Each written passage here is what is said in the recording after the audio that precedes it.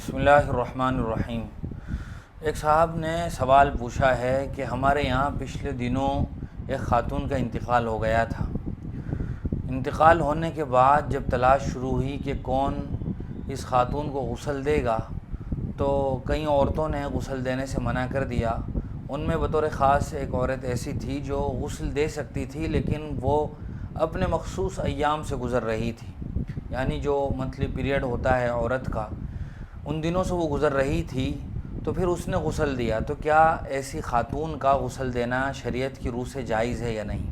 اس سوال کا جواب بہت واضح ہے۔ وہ یہ ہے کہ پہلے تو اسی بات کی تلاش ہونی چاہیے کہ خاتون کے انتقال کے موقع پر اسے جو دوسری خواتین عورتیں غسل دیں گی وہ ایسی ہوں جو پاک ہوں، وہ اپنے مخصوص دنوں سے نہ گزر رہی ہوں۔ پہلے تو اسی بات کو دھیان میں رکھتے ہوئے ایسی کسی خاتون کو تلاش کرنے کی کوشش کی جائے۔ لیکن اگر کوئی ایسی خاتون تیار نہ ہو جو پاک ہو اور غسل دے سکے، تو پھر وہ عورت بھی ایسی مجبوری کے وقت میں بالکل غسل دے سکتی ہے جو اپنے مخصوص دنوں سے گزر رہی ہو۔ اس میں پھر شریعت کی طرف سے کوئی برائی نہیں ہے۔ لیکن اگر خواتین ایسی موجود ہے جو پاک ہے اور غسل دے سکتی ہیں، تو پھر ایسی عورت کا غسل دینا جو اپنے مخصوص ایام سے گزر رہی ہو یہ مکروہ ہے۔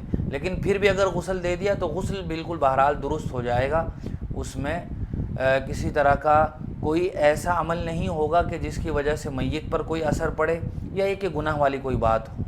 اس بات کو ذہن و دماغ میں رکھنا ضروری ہے۔ امید ہے کہ مسئلہ واضح ہو گیا ہوگا۔